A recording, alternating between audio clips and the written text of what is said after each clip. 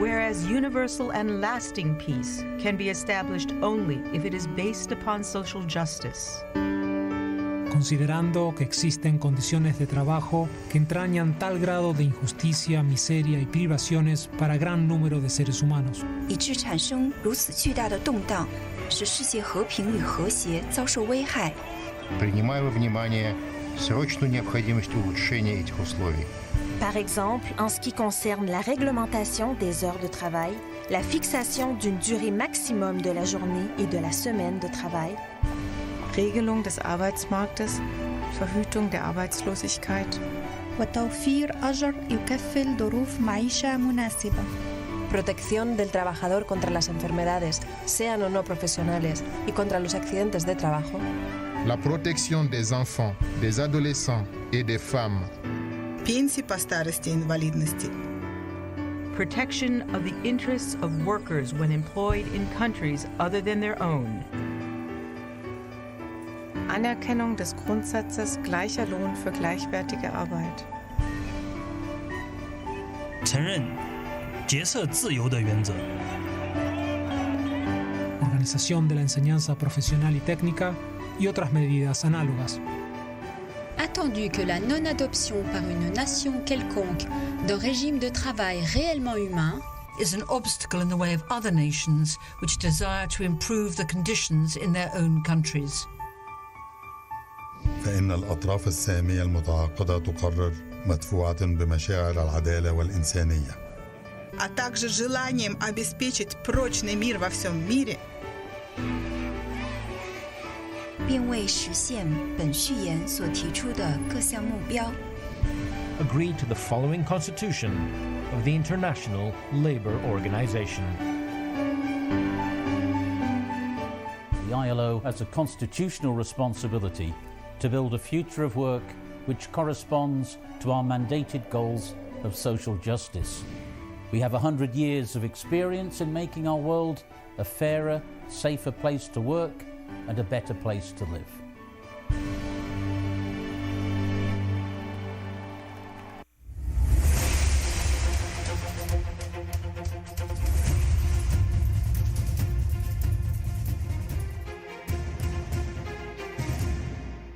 Bien amigos, continuamos con este programa especial sobre el centenario de la fundación de la Organización Internacional del Trabajo, la OIT, que fue fundada en el año 1919 en el contexto del Tratado de Versalles, que fue adoptado por las partes vencedoras de la Primera Guerra Mundial para establecer supuestamente las bases de un mundo de seguridad y de paz, que no se logró.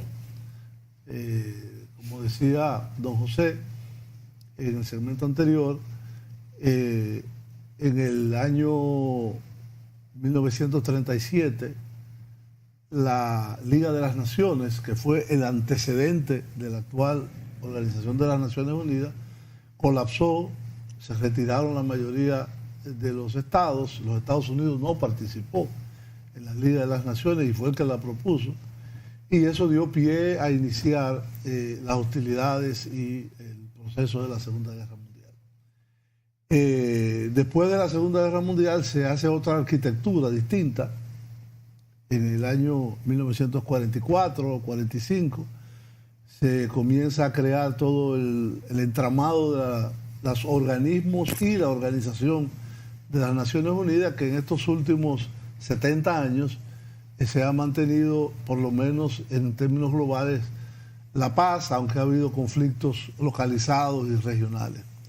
Con relación a la OIT, yo quisiera puntualizar algo muy importante.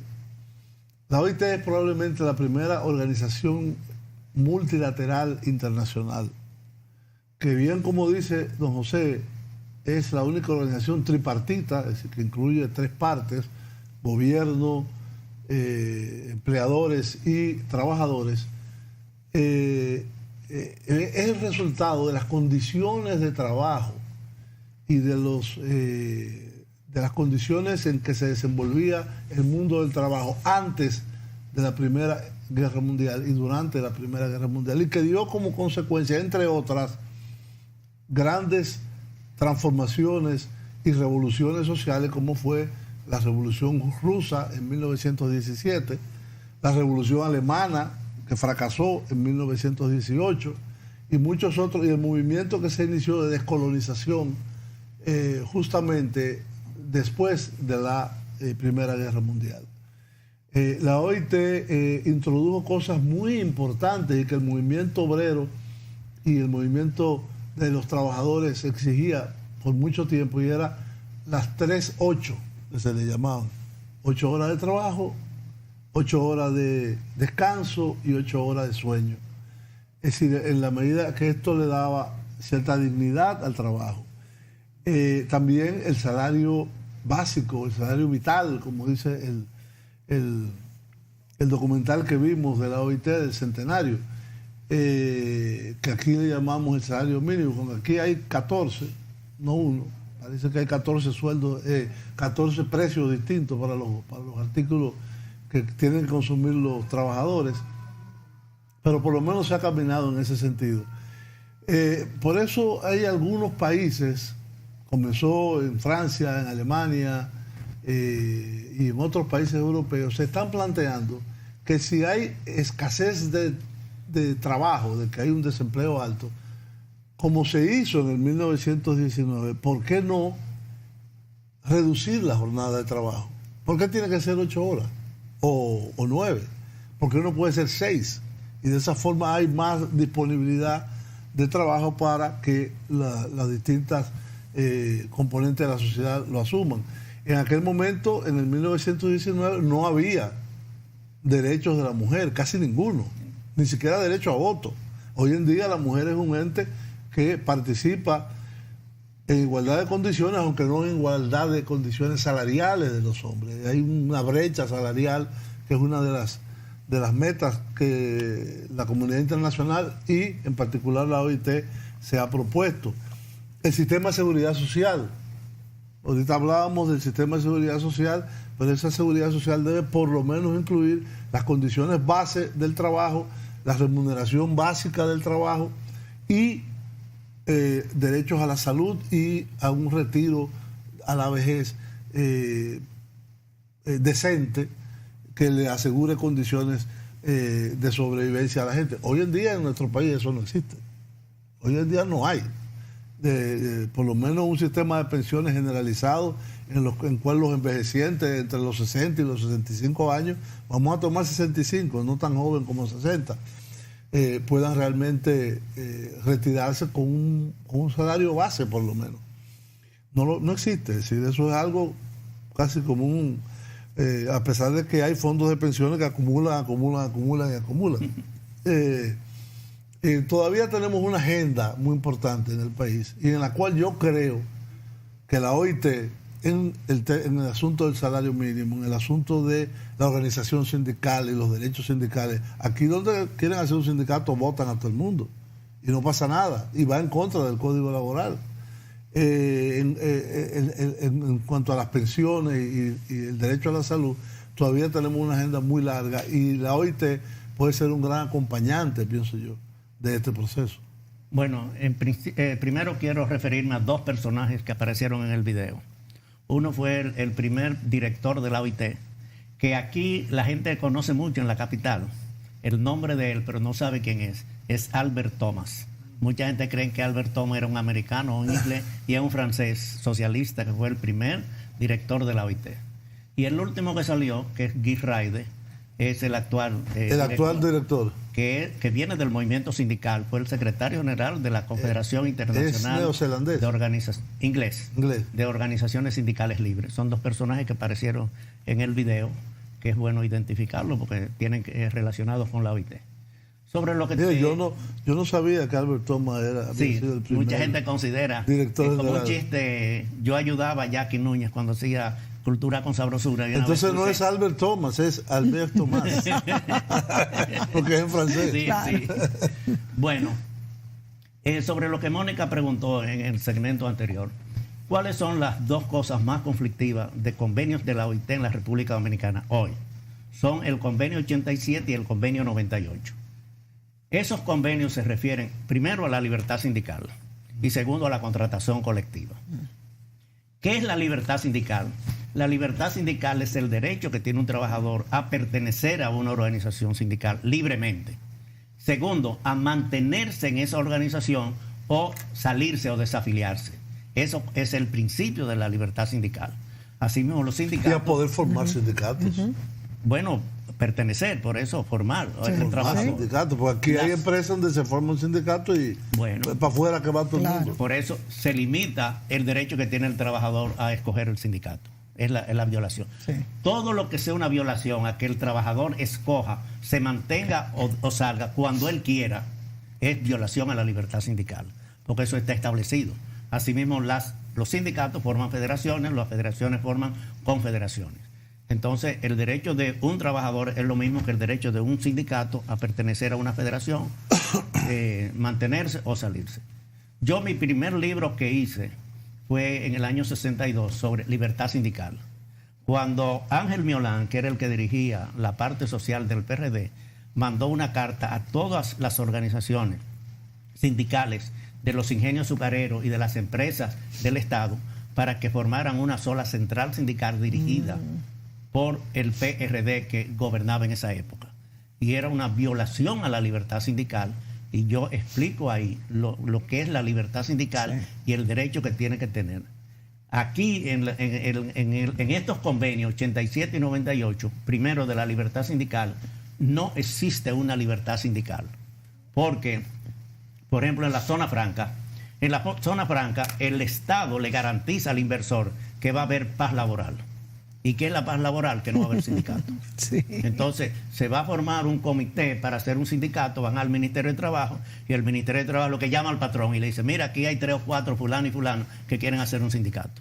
Y lo votan. Lo que debería ser el inverso. Debiera ser a la inversa. El Ministerio debería proteger ese Estamos hablando de lo que está pasando aquí. Sí. ¿Por qué no hay en muchos sitios, en la zona franca no hay sindicatos, o los sindicatos son muy precarios, o tienen condiciones muy precarias? Porque hay una protección a la inversión extranjera. Tú que eres economista sabes mejor que yo eso. ¿Y qué es lo que se le asegura? Tú vas a invertir aquí y tú vas a tener paz laboral. Y esa es la paz laboral. La República Dominicana... Será palo laboral. La República Dominicana es el único país democrático en la cual en los últimos 20 años no hay una huelga en el sector privado. ¿Por qué? Porque eso es lo que las centrales sindicales se han comprometido en la paz laboral. Te discuten cualquier cosa. ¿Dónde se dan las huelgas? En la educación, porque hay un sindicato de la ADP, en las enfermeras y en los médicos. Porque los empleados privados están por el código, el público, están prohibidos hacer sindicatos. Pero tampoco hay una federación de trabajadores del sector público. No hay, porque está prohibido. O sea, cuando el doctor Estrella Sadalá era el ministro de Trabajo. No sé si lo hubo en algún momento, pero... Bueno. Hay una pregunta que yo le quiero hacer a usted que tiene mucha experiencia en el movimiento sindical. Lo que yo vi en Europa y en los Estados Unidos es igual. Un sindicato es más bien una federación, es decir, tienen seccionales por empresa. Pero aquí es al revés, aquí se forma un sindicato en la empresa y se afilia a una federación. Por ejemplo, ¿qué le voy a decir? En Francia, en el sector automotriz, usted no tiene el sindicato de Peugeot, el sindicato de Citroën, el sindicato de tal. Usted tiene la federación del automóvil de la CGT. Sí. O en Estados Unidos, la federación de los United Auto Workers. Tiene uniones, que es lo mismo. Y tienen seccionales dentro de cada empresa. O sea, y esa es una forma más fácil para evitar la represión antisindical. Por un lado sí, pero entonces aquí somos más libres. O sea, los sindicatos pueden ser de 3 tipos: de empresas, de industria o de oficio. De industria, exacto. Entonces, de industria casi no hay sindicatos. Aquí no. No hay. Hay de empresas. Un sindicato nacional de zona franca. Bueno, está en todos lados y en ningún sitio a la vez. Sí. Aquí hay otras limitaciones. Por ejemplo, el 92% de las empresas son pymes. Las pymes son más o menos un promedio de 15 trabajadores. Sí. Pero para hacer un sindicato necesita 21. Claro, Es decir, ninguna de esas empresas primas, a menos que no haya lo que tú dices, un sindicato de industria, de la industria, Usted se afilia a ese. la industria textil. Sí. Entonces todos están ahí. Aquí estamos divididos por empresas. ¿Y eso se puede modificar? Bueno, es difícil. Porque ¿Es el Código de Trabajo? El Código, así es el Código lo establece así. Tiene que tener 21 trabajadores para hacer un sindicato. Pero sobre la pregunta de los problemas de aquí, lo otro es la contratación colectiva. O sea, el Código establece que los trabajadores que están sindicalizados deben de tener contratos colectivos. A mí me tocó la suerte de firmar los primeros contratos colectivos en la industria azucarera cuando Fernando Álvarez Hogar era el director del CEA, porque siempre hubieron sindicatos, pero no tenían contratos colectivos, sino tenían acuerdos de trabajo. Sí. Cuando subió los precios del azúcar, los Estados Unidos explicaron de que iban a hacer negocios con las industrias que tuvieran trabajadores organizados. Y aprovechando esa coyuntura internacional, entonces presentamos proyectos de contratos colectivos en los ingenios azucareros, comenzando por Boca Chica. ¿Qué varió entonces? Que ya no eran por zafras, las ya condiciones tenían... eran el doble o el triple en salario, en condiciones, dinero para las cooperativas, para los locales y todo eso. Fue una bonanza de parte de los trabajadores. ¿Y eso fue una exigencia de los Estados Unidos? En los Estados Unidos explicaron o que los ellos iban sindicatos americanos. A negociar. Bueno, el que negocia el Estado. Y que el azúcar iba a dar preferencia a aquellas empresas que tuvieran buenas condiciones de trabajo. Nosotros aprovechamos esa coyuntura y entonces presentamos pliegos de condiciones de trabajo. En el año 76, aquí habían 950 contratos colectivos, comenzando los ingenios azucareros, cada uno tenía, pero no por empresa, sino por el sector que representaba a cada uno de los trabajadores. O sea, que abarcaba había muchísima 18 gente. sindicatos. Claro. En el único que había uno era en Romana, que había el sindicato único. Todavía. El único. Pero después todo eso eran. Hoy, ¿cuántos contratos colectivos hay? Hay 47 contratos colectivos. Muchos de ellos son el Código de Trabajo, porque la empresa acepta o reconoce. El primer contrato colectivo que se hizo en la República Dominicana... Es decir, ha habido un retroceso entonces. De 900 hemos bajado a 50. Se han eliminado los contratos colectivos. Casi no hay nadie que tenga y discuta contrato colectivo.